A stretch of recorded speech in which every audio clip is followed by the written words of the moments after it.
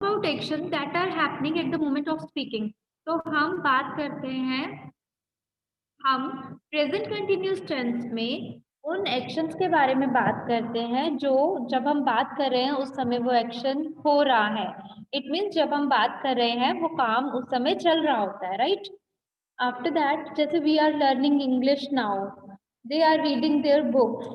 Okay, after that to talk about activities continuing only for a limited time. कुछ ऐसे activities की बात करते हैं हम इस टेंस में जो कुछ लिमिटेड टाइम तक चलने वाली हैं. Like he is staying with his uncle for a week. एक हफ्ते के लिए वो अपने अंकल के साथ रह रहा है. Okay, to talk about future plan, कभी कभी कोई फ्यूचर प्लान हमें डिस्क्राइब करना है तब भी हम इस टेंस का यूज कर सकते हैं. Like I am going to New York next week, अगले हफ्ते मैं न्यूयॉर्क जा रहा हूँ. ओके, सो इन कंडीशंस में हम प्रेजेंट कंटिन्यूस टेंस को यूज करते हैं. किन कंडीशन में? When the action is going on at the time of speaking, the action is continuing. ठीक है, जब हम बात कर रहे हैं उस समय वो एक्शन चल रहा होता है. लाइक आप बुक पढ़ रहे हैं तो आप क्या बोल सकते हो? You are reading a book. I am speaking English. You are going to Agra. We are sleeping. we are going to sleep. This type of things we can speak in present continuous tense. Ma'am Yes. Ma'am कौन सा chapter है? Aman, your voice is not clear, but this is chapter 14. Okay, chapter 14 in your book you can see. Now I will show you the structure. You can see on the board. Today we are doing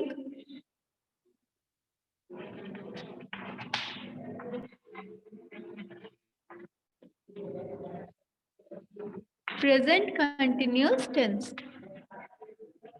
Okay, तो वो सारे sentences इस tense में आते हैं जो उस समय जब हम बात कर रहे हैं उस समय वो वर्क चल रहे हैं. ठीक है, और इसका स्ट्रक्चर क्या है? सब्जेक्ट प्लस इज, एम और आर, इन तीनों में से हमें कोई एक वर्ड, हेल्पिंग वर्ब चूज करना है. Plus V1, this is the main word. इसका ING फॉर्म हमें लेना है और उसके बाद ऑब्जेक्ट आएगा. ठीक है, अब देखो यहाँ पे मैंने ये तीन हेल्पिंग वर्ब्स आपको बताए, इज, एम या आर, लेकिन आप इनका यूज कैसे करोगे? आपको क्या पता कि कहाँ पे क्या यूज होना है? नहीं मालूम ना? तो just see, we are using is with singular,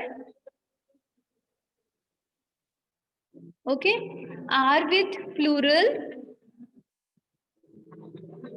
and am with आई.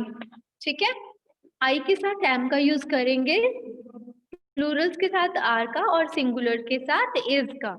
अब मैं आपको बताऊं सिंगुलर क्या होता है? जब हम वन पर्सन या वन थिंग के बारे में बात करते हैं. प्लूरल क्या होता है? जब हम एक से ज्यादा लोगों या ज्यादा चीजों के बारे में बात करते हैं. और एम हमेशा आई के साथ ही आता है.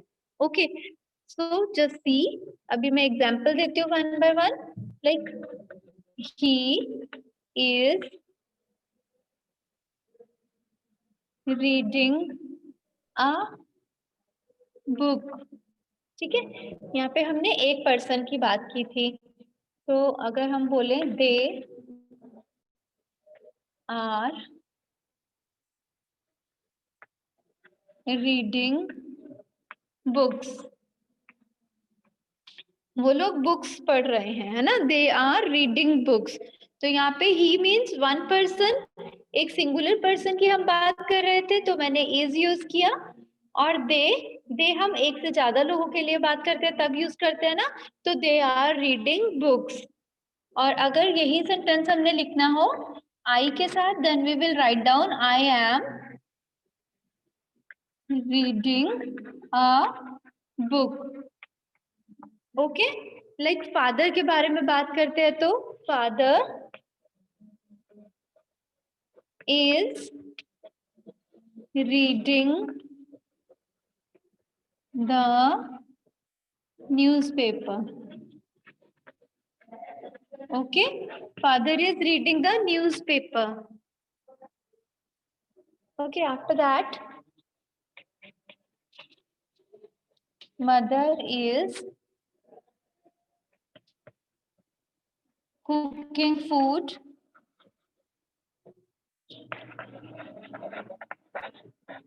babies are playing, है ना, जो छोटे बेबीज हैं वो खेल रहे हैं. So these type of things we can use.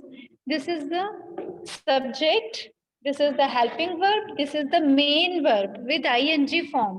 Okay, ing लगा है ना इसमें, और बाकी का पार्ट है जो वो ऑब्जेक्ट होता है. ठीक है, this is the subject. Father क्या है, सब्जेक्ट है, क्योंकि यहाँ इस सेंटेंस में हम फादर के बारे में बात कर रहे हैं. Okay, after that is the helping verb. Read is the main verb with ing form, and after that we have written the object, है ना. So these were the simple sentences which I have shown you how to write down the simple sentences in present continuous tense.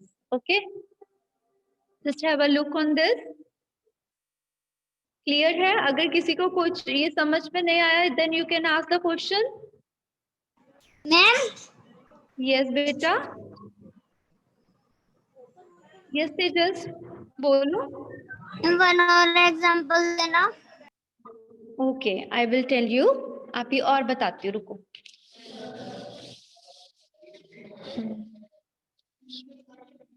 जैसे हमने ही और she लिखा ना, तो यहाँ पे ये भी हो सकता है. Ram is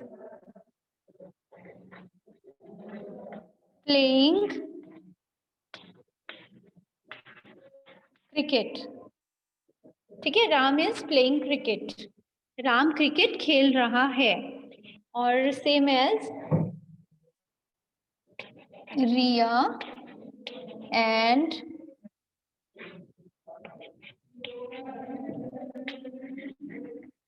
Ravi are going to watch a movie. ठीक है, अब यहाँ पे दो लोगों के बारे में बात किया मैंने, है ना. Riya and Ravi are going to watch a movie. ठीक है, इसके बाद चिल्ड्रन आर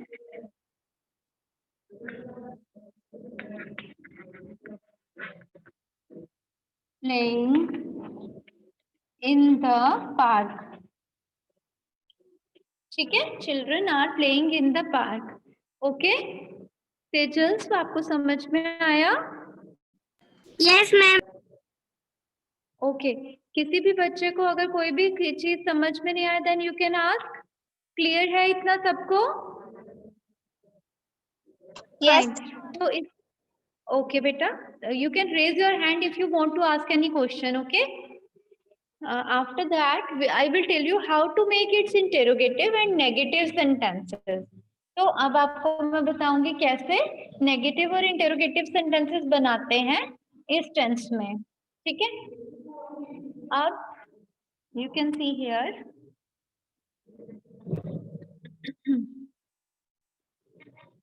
Mohan is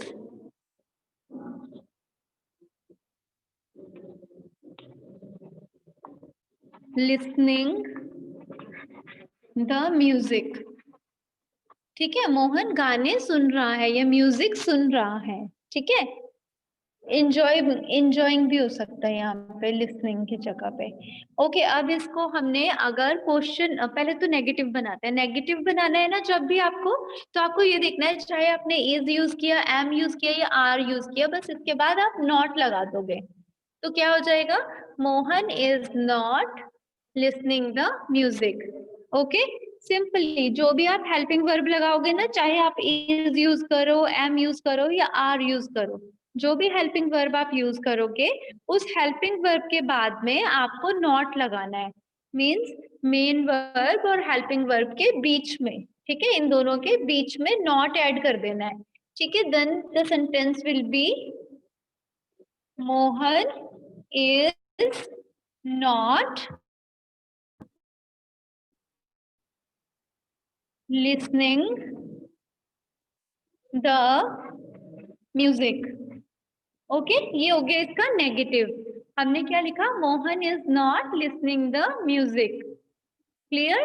अब हमें अगर क्वेश्चन बनाना है इसका, तो हमारे पास कौन सा सेंटेंस है? यही वाला मेन सेंटेंस है ना. इसका क्वेश्चन बनाएंगे जो मैंने फर्स्ट नंबर पे लिखा है, Mohan is listening the music. आप इसका क्वेश्चन बनाना पता है कितना इजी है. फिर से जाओ हेल्पिंग वर्ब पे और हेल्पिंग वर्ब को उठाओ और यहाँ पे शुरू में लिख दो. तो क्या बन जाएगा? देखो इसे स्टार्टिंग में लिख दो. तो इज अगर शुरू में लिखेंगे तो सेंटेंस क्या होगा? Is Mohan listening the music और लास्ट में क्वेश्चन मार्क. ठीक है? Is Mohan listening the music. Okay. जैसे you are going to Agra, उसका इंटेरोगेटिव क्या हो जाएगा? Are you going to Agra. लेकिन ये याद रखना है कि जब भी आप क्वेश्चन मेक करते हो, किसी सेंटेंस का इंटेरोगेटिव सेंटेंस लिखते हो, you have to add question mark at the end. Question mark necessary है. ओके. क्वेश्चन मार्क लिखना जो है वो बहुत ही जरूरी है, अदरवाइज आपका सेंटेंस है जो वो रॉन्ग हो जाएगा. Okay. One more sentence. Okay, one more sentence is this कि अगर ये लिखा है I am plucking the flowers. I am plucking the flowers. ठीक है, तो इसका नेगेटिव क्या हो जाएगा? I am not, यहाँ पे not लगा देना am के बाद, plucking the flowers. I am not plucking the flowers.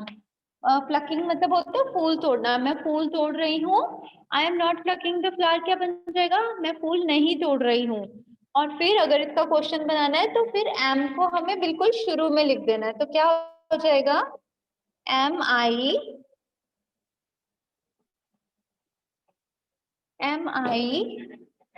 Plucking the flowers? Question mark. ठीक है. So, like this, we can make the sentences affirmative to negative and negative to interrogative. Okay? Do you have any question? If you have, you can raise your hand. अगर आपको कुछ भी clear नहीं हुआ, you can raise your hand.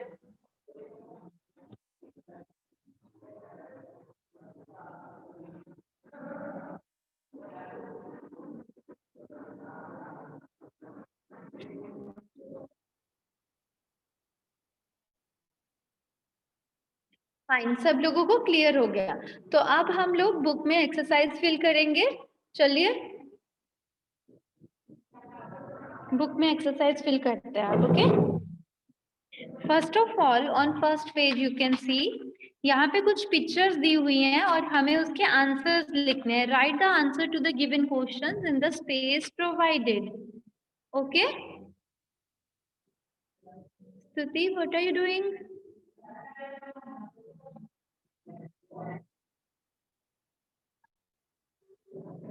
Okay, सभी लोग pencil ले लीजिए और let's begin.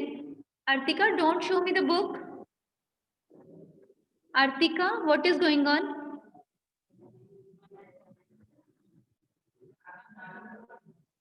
Okay, so first question is, बेटा सब लोगों को आ रही है स्तुति. What are the children doing? Okay, what are the children doing? बच्चे क्या कर रहे हैं? So what will be the answer? Who will tell? अभिनव, आप बताइए.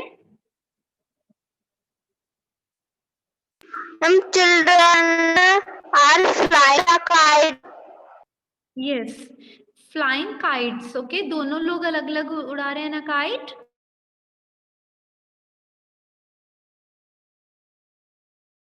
सभी लोग अपनी बुक में लिखिए the children are flying kites.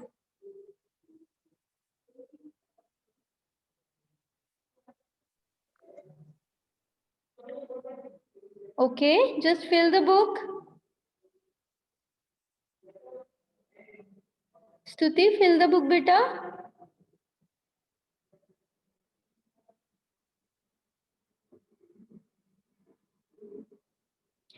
Okay, after that second question is what are they doing? ये क्या कर रहे हैं पिक्चर में?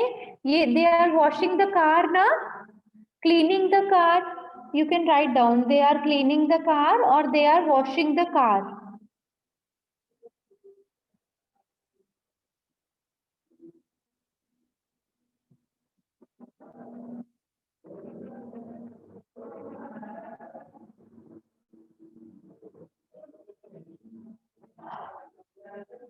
Okay, after that next question is ये बच्चे हैं जो क्या कर रहे हैं? What are the children doing? So the answer will be the children are riding the bicycles. The children are riding the bicycles. Harshit,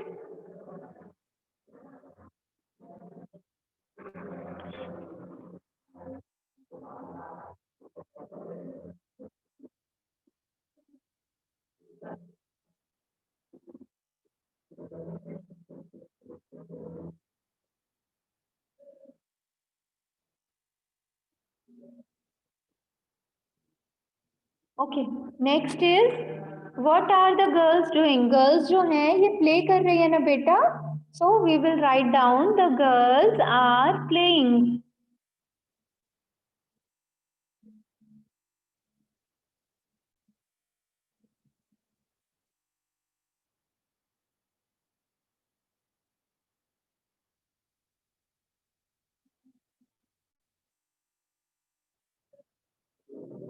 Okay.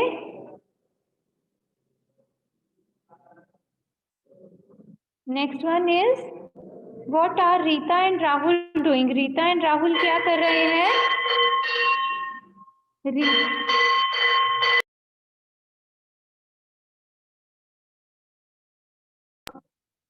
Okay, they are playing with toys. Okay आप लोग Rita and Rahul are playing with toys भी लिख सकते हो और they are playing with toys भी लिख सकते हो। They are playing with toys.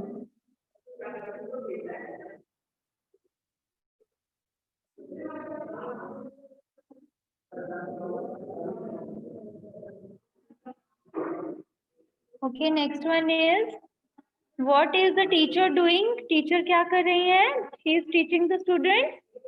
So the teacher is teaching the students.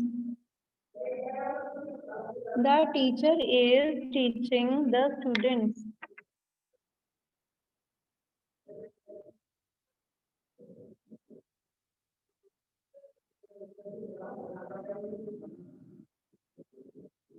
The teacher is teaching the students.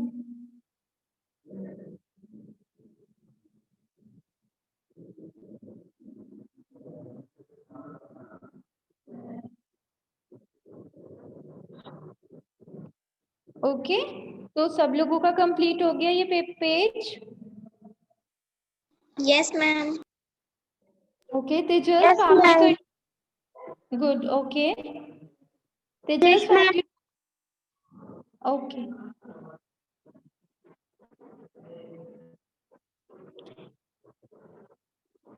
fine. Now let's go on another page. Here you can see here is an exercise in which you have to write down the ing form. You have to add ing to the verb and write them correctly. ठीक है, ये exercise है ना कि जो भी words given है उनमें ing ऐड करना है। तो बेटा रन में ing करते हैं ना तो डबल एन हो जाता है। Okay, R U double N ing running. You can see here RUNNING running. Next is aiming. AIMING।